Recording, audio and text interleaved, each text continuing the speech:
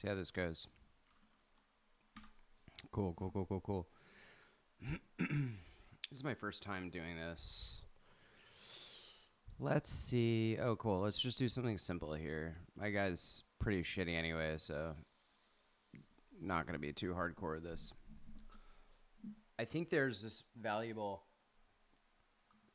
concept of, kind of talking about business opportunities and the future of work while I play my game. And so I think that's kind of cool. Let's see what we got going on here in the news. Meta is pausing its dream of sharing Quest Horizon OS with third-party headset makers. Oh, interesting. Cisco says Chinese hackers are exploiting its customers with the new zero-day Gs. That isn't good. I could actually send that to one of my customers who is a total cybersecurity badass.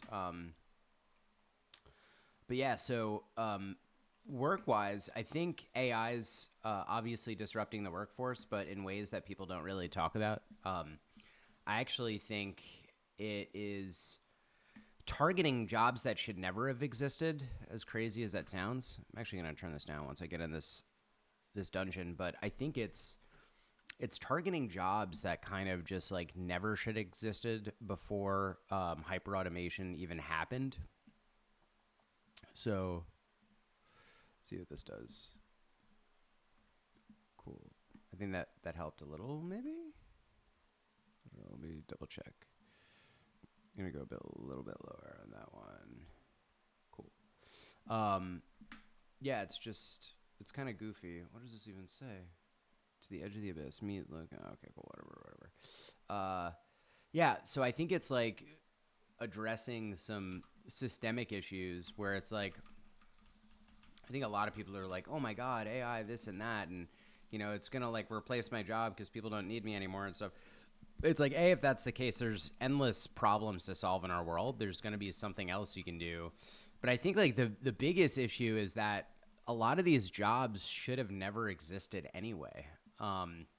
We're talking about complete busy work where people are sending TPS reports to people that kind of summarize a bunch of nothing, And so I think like, let's see what's happening.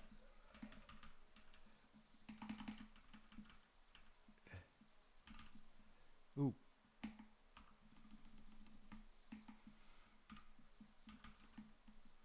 Ooh. Holy shit. I didn't expect this to happen.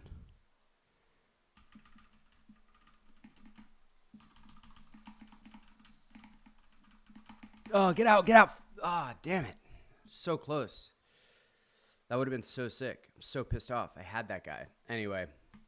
Yeah, so there's like a bunch of jobs that like never should have existed anyway, where it's kind of like you have like these people that produce TPS reports and like, people don't even like really read the reports, or they're like too long and overblown. And it's like, folks like that are being replaced and stuff. And it's like, geez, I'm getting my butt kicked. I told you my guy sucked. I got to respec at some point. So, all these like jobs that are being eliminated, I don't think it's just because generative AI can like, produce a bunch of slop for people really well. I think it's bigger than that. I think it's something that I can't even move. I think it's something that's like more systemic. And now there's like an excuse to fire a bunch of people. People probably already had this opinion, but I really just don't think it's like, I think we let society down. We let workers down by pretending like it was, geez, I keep running into these damn explosions. I think we let society down by like letting people think that these pointless jobs were valuable. You know what I'm saying? Like, and I'm not saying people are pointless, right? I'm saying like some of the functions within an organization, they weren't mapped well. They weren't kind of aligned to the value that gets produced of the organization, reducing costs or increasing revenue or reducing risk or essentially accelerating pipelines and processes for things. Like everything was just so, oh, I'm just going to do this because someone's telling me to do it, I don't really care if it's like legitimately valuable and it can stand on its own.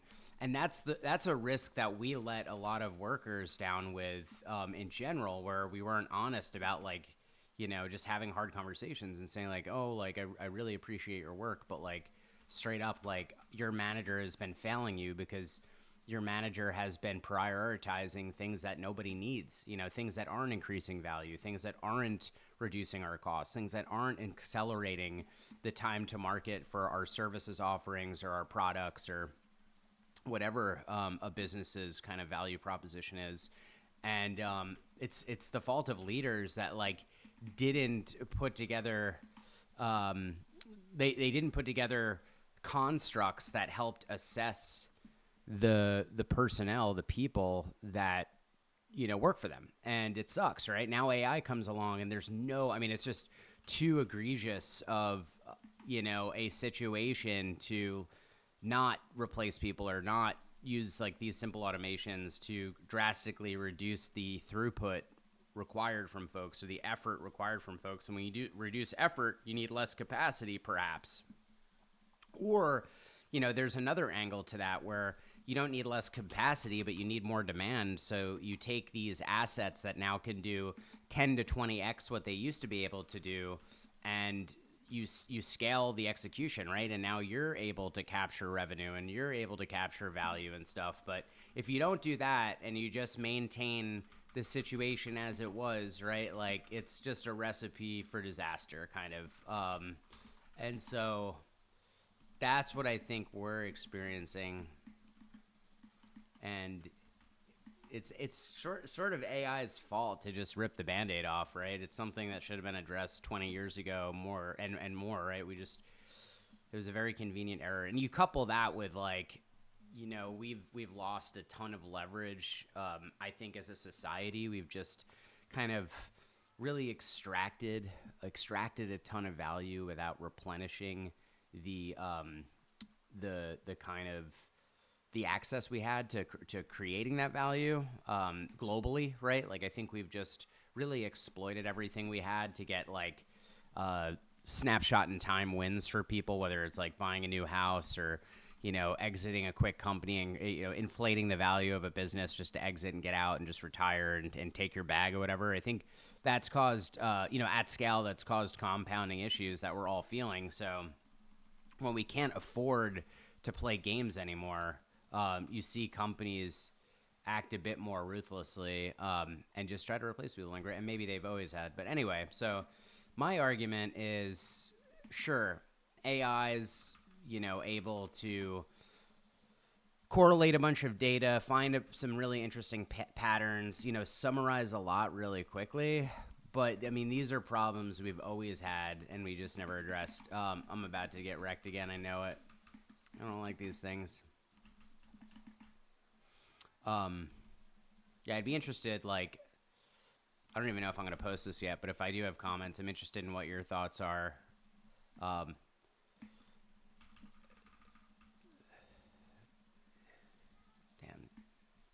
Damn, my dude sucks so bad. I got to get more serious about gaming again. I used to be really, really competitive. I just kind of picked Diablo IV up again the other day. But I figured, like, for the holidays, in between work, I can, play little games and, see what's up. That's my take. Well, I mean, what's your opinion around AI? I know everyone, like, says it's lame and stuff and, like, tries to minimize it. I think it's really powerful in the right operator's hands. I think if you're just using it and you're kind of using it like a kind of dead-end consumer and you're not trying to produce serious value with it or turn it into some industrial capability, you're going to be unimpressed, or people are going to be unimpressed with your output. But if you're like diligent about learning it and like really understanding how it all works, where it does well, where it doesn't do well, also combining that analysis with like what do people need and what do systems need, because it's never just like a one size fits all situation. Like if you want AI to work for a system, you have to understand the inputs and outputs and how the system benefits from it. Like you might just piss people off by sending them a bunch of word sludge with emojis all over the place. So like by being self-aware and kind of understanding more about AI as a solution, you'll probably have better experience personally, and people will enjoy your output better. Um, but yeah, so those are some interesting things. So just following, I guess, following the idea of like AI or kind of the byproduct of AI is like some pressure on the job market right now until the jobs can course correct and until businesses can really understand how they want to weave this thing and they can create throughput and more infrastructure to support it and more safety to support it and a bunch of things.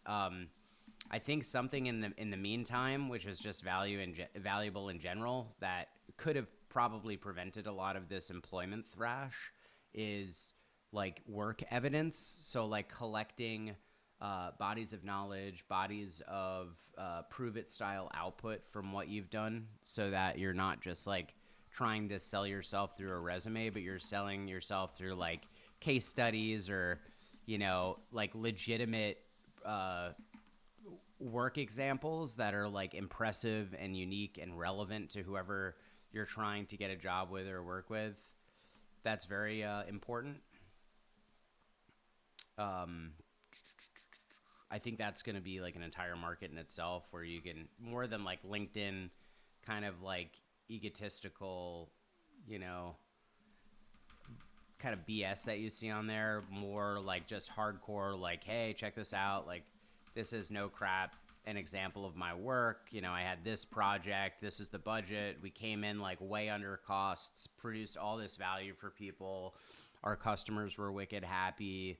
I was really happy. I learned a lot. This is what I learned. Like, just cool stuff, right? Like, really crazy cool stuff. Whoa, what is this, brother?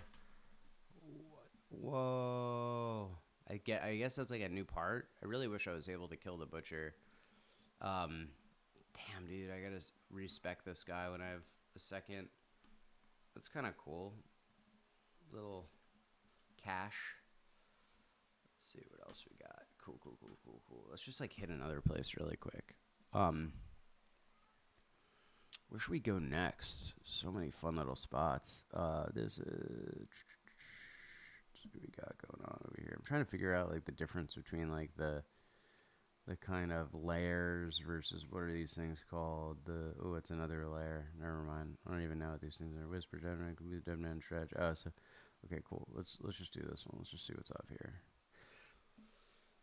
See if I can survive this next fight. But yeah, I mean, like constantly collecting evidence on your ability to work and solve problems is never a bad idea, regardless of the situation. I think that's really powerful. So, if there's a way that you can do that really inexpensively without spending all day kind of updating a portfolio, I think that's where people get stuck. They're like, oh my goodness, I'm spending all this time updating information. I have new information that's even more compelling.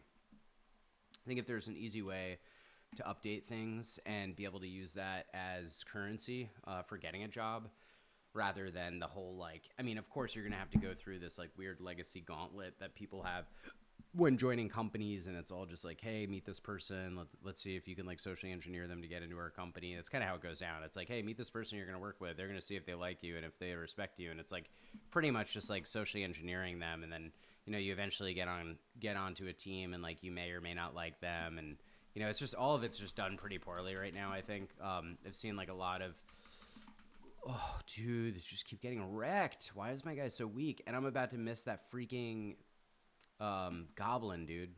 I gotta get that goblin. I gotta get that goblin back. Where's my goblin, homie? Oh, there he is. There he is. Don't leave, dude. Oh, I got him, I think. Oh, that's legit. Oh, no way. More ancestral pants? Give me something else, bro. I don't need pants. I just got ancestral pants, bro. No way, bro. Oh, that's like part of the dungeon. I'm such an idiot. Anyway. Yeah, so going back to work, like, regardless of what you are, right? You're an executive secretary. You're a, CPA. Oh my God. Again, this is awful, dude. I'm just getting torched. You're a secretary. You're an you're executive assistant. You're, you know, a human resources, I'm going to repair. You're a human resources person. You're kind of an engineer, software engineer.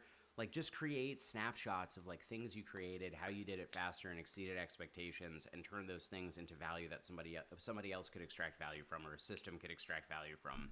And talk about all the nuanced details in between that. I think that's so important, and people don't communicate that stuff well enough, just because they don't think anyone cares. And I think people really care. I mean, like, I always get goosebumps when I see someone kind of really go deep on their work and respect me as a hiring manager, or respect me as someone they're going to be working with, to say, hey, check it out. Like, does any of this stuff stand out to you that I worked on this? Like, I'm sure there's patterns here you could extract and apply to whatever project we're going to work on. I love that. I think that's because it's like a sign of respect. It's like all these really cool things. Like, it's just really valuable for the system. Whoa. So yeah, maybe I'll do one of these. Maybe I'll like set up a separate video where I can go through how you could collect your performance evidence and kind of start to show people like, hey, this is how you can start to collect evidence about yourself really well, in a way that people actually, you know, care about. Oh shoot, I gotta stay away from that stuff. I just want those potions so bad. What do you all think about resumes? Like, is it valuable?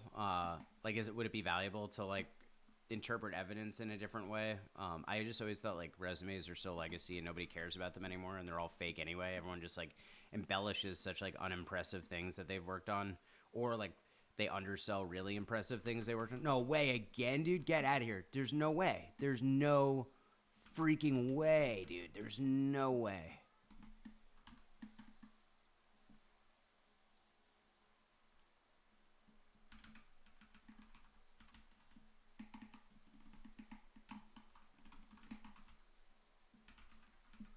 No, dude, get out of here. Fuck, I was so close. My cat just bounced.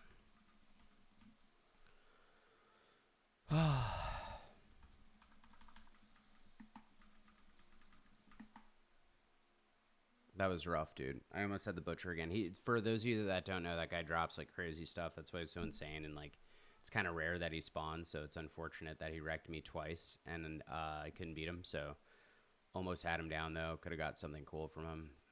So frustrating. My guy's so weak, dude. I can't get over it. It's freaking Nuttyville. I should have just fought him straight up. Like, should have been a badass and just straight up torched him. Should have just been an absolute badass and torched him. Dude, I'm not really even thinking. Look, dead again, dude. Oh my goodness. My guy sucks. All right, after this video, I'm going to respec and find out who I need to be. If you all have any like feedback on like who I actually need to be in this game, I'm a rogue Bateman, like Patrick Bateman from American Psycho. So hit me up. Tell me who you think I should be, because I definitely want to have more fun in this game and be more relevant. It's kind of fun to just wing it sometimes, you know what I'm saying? Look at this shit. This is crazy, dude. This is crazy. This is crazy. Cool. Dude, what's gonna be crazy is like when, cause like all these like robot videos are so corny right now, and like, you know, people can't even like buy like food at a reasonable price right now, and it's like thinking about acquiring like robots. It's just like the market is just going to be so niche, and it's just going to be so like dehumanizing. I think people are starting to realize like, wow, like it's not even worth living if I can't do all these like little fun, fancy, cute things. Like it's not this cool version of technology that we all expected, right? Whereas like hyper convenience that was controlled and normal and stuff. It's all this like get addicted to like this little shitty like 5-inch by 3-inch you know, experience on your phone, your little device you're looking into, and it's like you have like no friends anymore, and like you all only know each other through group chats and stuff, and it's like absolutely dehumanizing. And I doubt it's like what people expected this thing to really look like.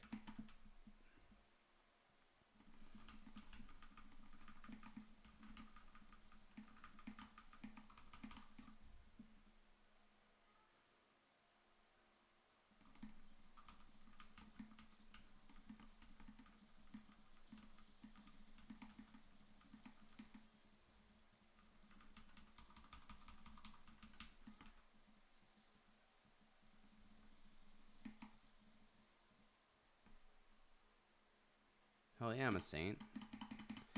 Hell yeah, buddy. Hell yeah, buddy. The automation thing's crazy with like robots and stuff, and the evolution of like culture in our society where people are just like kind of fed up about everything. It's like I feel like society, because of everything that's happened in the last so many years, like all like the gaslighting with, anything that's happened, big event wise in the last, decade or so, people are just like so like immune to all of it, and they just like want normalcy and like decent conversation and like authenticity and stuff. Like not as a buzzword, but just as like really like I've seen people spend so much extra money for things that they feel like are kind of true and are going to last and feel like valuable to them and stuff. I've also seen a lot of people pay for experiences that I never thought they'd pay for, but I think they're just like so desperate in like a cool human way that like they're willing to not get more junk and instead just invest in scenarios that probably were like a lot more common, 20 years ago, 15 years ago, to even 10 years ago, where it's hard to like go out and meet people and run into people and stuff, and anything that's been a shortcut for that, like dating apps or choose any other kind of dysfunctional type of engagement. I mean, Discord channels can be cool. Some of it's like cringe, but like it's just so defeating, and like everyone's like, you're always getting like scammed and like measured against all this like weird ass stuff. It's just like not organic. It's not like damn, dead again. It's kind of like the opposite of the whole like, meet somebody in college or high school, or like just bump into someone at the bar and you're both like blowing off steam from like hard work and stuff, like work you care about that's like observable and stuff. And like now it's just like, everything is just, we all have so much information, everything. It's like everything is, oh, I got to get away from those things. It's just like super gnarly. So yeah, man, I think shit's gonna change. It's gonna change for the better eventually. I think we're gonna see some like really creative stuff come out. I'd actually like, right now I'm doing a lot of business to business work, but someday I'd like to get into something more kind of inspiring. Whoa, blood-soaked moral player titles. That sounds gangster. Just got a new title.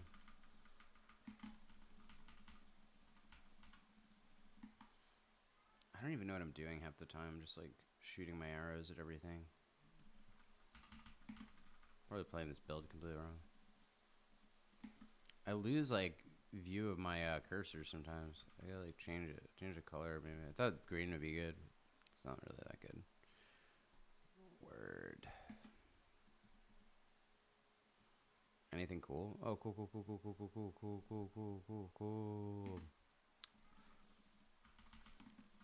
Yeah, so I do a lot of business to business work right now. Someday I'd like to get into something that's like more widespread and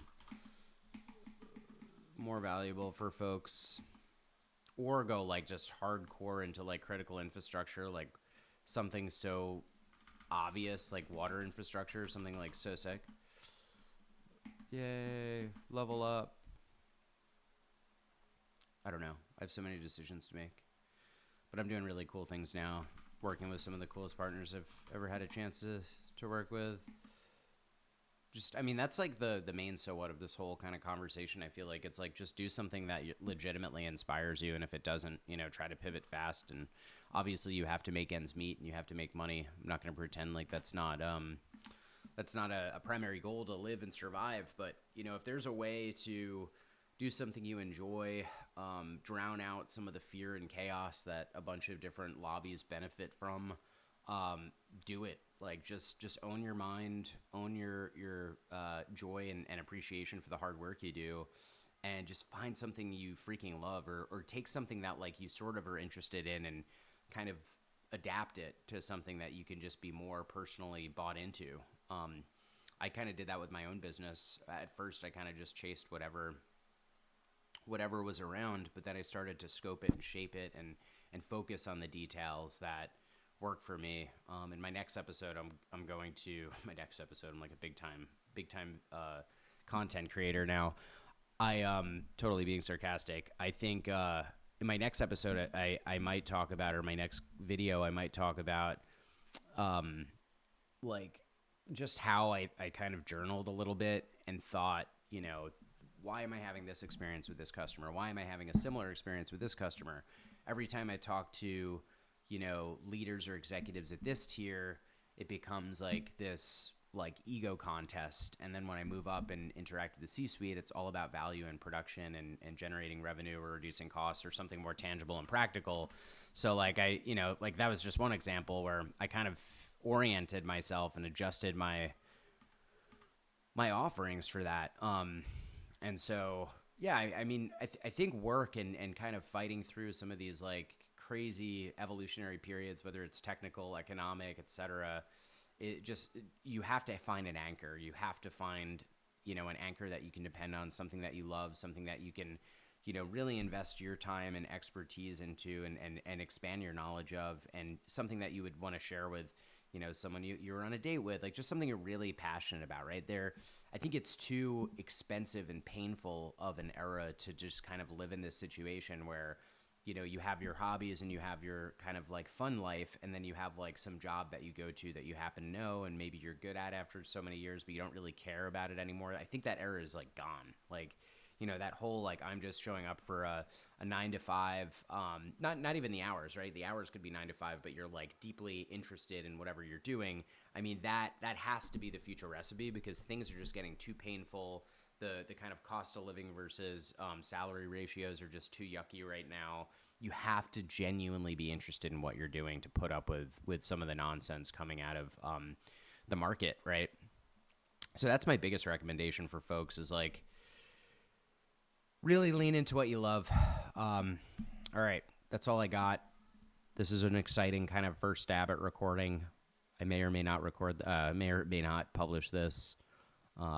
Thank you so much for watching, and please like and subscribe, and like make comments and stuff or whatever you're supposed to do. Later.